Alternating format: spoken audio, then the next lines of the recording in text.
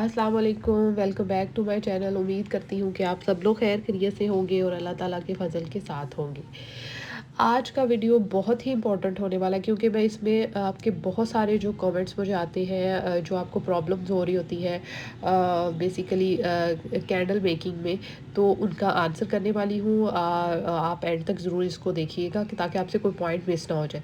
सबसे पहले हम बात कर लेते हैं कि स्टेरिक एसिड क्या है।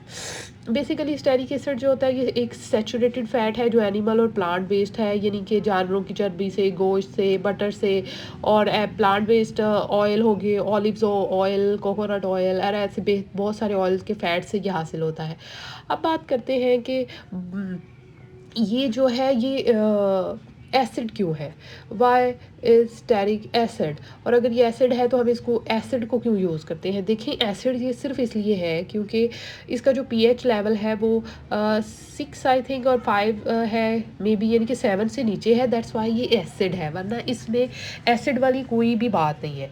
आप इसको वो वाला एसिड नहीं है जो कि आपका यानी कि अगर आप बनाएंगे तो कोई उसका कोई ख़तरा है या किसी किस्म का कोई प्रॉब्लम हो सकता है, नहीं, बिल्कुल ऐसा नहीं है। ये सिर्फ अपने पीएच लेवल की वजह से एसिड है, कम होने की वजह से एसिड है।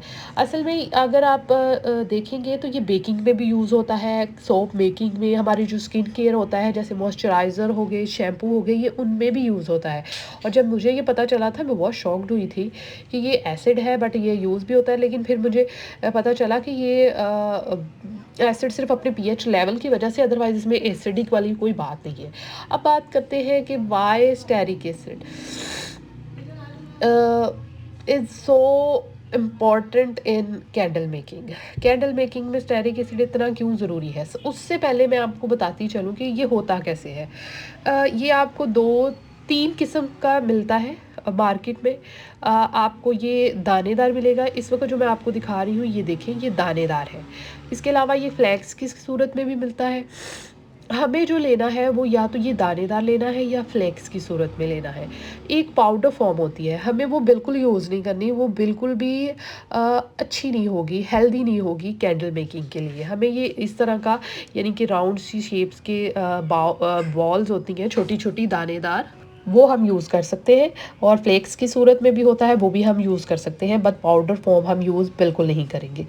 अब आ जाते हैं कि कैंडल जो मेन हमारा सबसे इम्पोर्टेंट क्वेश्चन है कि क्यों क्यों है ये यूज़ होता। उससे पहले हम कुछ प्रॉब्लम्स की बात करते हैं। प्रॉब्लम्स जो आपको फेस करते हैं और मुझे कमेंट्स में आते हैं, हालांकि मैं बहुत सारों के क्वेश्चन करती हूँ, क्वेश्चंस को आंसर करती हूँ, लेकिन शायद वो आपको समझ नहीं आते या वो आप लोग कमेंट्स अच्छे से रीड नहीं करते। सो मैंने यही बेहतर समझा कि मैं एक ही वीडियो में इन जो क्वेश्चन हैं उनका आंसर कर दूँ। सबसे पहले जो कैंडल्स पे वाइट पैचेस आते हैं, फ्रॉस्टिंग जिसको बोलते हैं, होल्स बोलते हैं, और ऐसे डीम जो हमारे हम डी मोल्ड करते हैं तो वो उसका जो शेप होता है वो नहीं रहता, उसका कलर वो नहीं रहता, हमारी कैंडल्स का खुशबू नहीं है उसमें।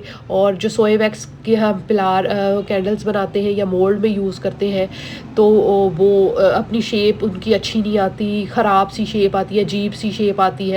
और बर्निंग टाइम जो है वो कैसे इंक्रीज़ करें, स्पेशली पैराफिन वैक्स का। तो ये जो मैंने जार में ये जो इस वक्त यूज़ हो रही है बिल्कुल पैराफिन वैक्स है, और देख सकते हैं कि आप इसका, और साथ में जो फ्लावर कैंडल है वो सोए वैक्स की है। तो दोनों का बर्निंग टाइम ऑलमोस्ट सेम ही नज़र आ रहा होगा आपको, यानी कि ये बर्निंग टाइम को इंक्रीज़ करता है। आपके वाइट पैचेस जो हो रही हैं, फ्रॉस्टिंग, होल्स, जितने वो जो प्रॉब्लम्स आप फेस कर रहे होते हैं उनको ये प्रिवेंट करता है, यानी कि उनको दूर करता है बहुत हद तक। उसके अलावा बल्कि बिल्कुल ही ख़त्म कर देता है। और उसके बाद जो हॉट थ्रो होता है उसको इंक्रीज़ करता है, बर्निंग टाइम को इंक्रीज़ करता है, स्पेशली जो आपका पैराफिन वैक्स है उसका जो मेल्टिंग पॉइंट है उसको इंक्रीज़ करता है। ओके, मुझे लगता है कि ऑलमोस्ट जितने भी प्रॉब्लम है मैंने उनको आंसर कर दिया है। और इसके अलावा सोए वैक्स जब हम यूज़ करते हैं ना, ये सोए वैक्स से बनी हुई मेरी कैंडल है, और आप देख रहे होंगे इसमें किसी किस्म का कोई पैच नहीं है, और ये बहुत पुरानी बनी हुई है। और ये मैंने आज कहीं से मुझे नज़र आई तो मैंने इसको निकाली, और देखिए उसका कलर, उसकी हर चीज़ सेम टू सेम है। वो सिर्फ इसी वजह से है क्योंकि उसमें हमने स्टेरिक एसिड यूज़ किया हुआ है, और वो अपनी शेप उसकी बरकरार है, उसका कलर वैसे का वैसे है, और उसके अंदर जो खुशबू है वैसे की वैसे ही रिटेन है, जो फ्रेगनेंस है उसको रिटेन करके भी रखता है। सो ओवरऑल देखें तो मुझे लगता है कि मेन जो हमारे प्रॉब्लम्स हैं ना, वो सिर्फ इसीलिए हो रहे होते हैं कि हम स्टेरिक एसिड को यूज़ नहीं करते या हम कम यूज़ कर रहे होते हैं। तो अब हम बात कर लेते हैं कि स्टेरिक एसिड को कितना यूज़ करना चाहिए।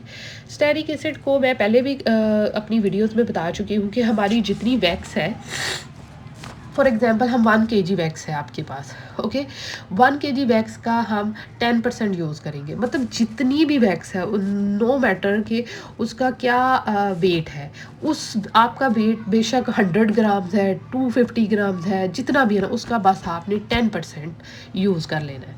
मतलब अगर आप 100 ग्राम यूज़ कर रहे हैं तो आप उसमें 10 ग्राम जो है ना वो आप यूज़ कर लें। 10 जो उसका 10% है ना, वो हम स्टेरिक एसिड यूज़ करेंगे। बहुत ही सिंपल सा फंडा है और कोई इतना कोई मुश्किल भी नहीं है। हाँ, शुरू में थोड़ा मुश्किल लगेगा आपको। काफ़ी चीज़ें होती हैं जो वक्त के साथ हम सीखते हैं। अभी भी बेसिकली अगर मेरी बात की जाए तो मैं बहुत सारी अभी भी प्रॉब्लम्स को जो होती हैं मेरे माइंड से स्किप हो जाती है। मैं बहुत सारी प्रॉब्लम अभी तक फेस करती हूँ और ये ऐसा काम है जो आप जितना करें और उतना आपका जो होता है ना, आपका जो नॉलेज भी इंक्रीज़ होता है और उसके साथ आपका एक्सपीरियंस भी इंक्रीज़ होता है। अब बात कर लेते हैं कि ये कितने का है। पाकिस्तान में तो मुझे लगता है ये 1200 से 1500 में 1 kg ईज़िली मिल जाता है। बाकी अदर कंट्रीज़ का मुझे नहीं पता, लेकिन आप इसको ले कैसे सकते हैं? आप इसको अली एक्सप्रेस से ले सकते हैं, आप इसको अमेज़न से ले सकते हैं, आप इसको दराज़ से पाकिस्तान में बहुत ईज़िली मिल जाता है अगर किसी को नहीं मिल रहा तो।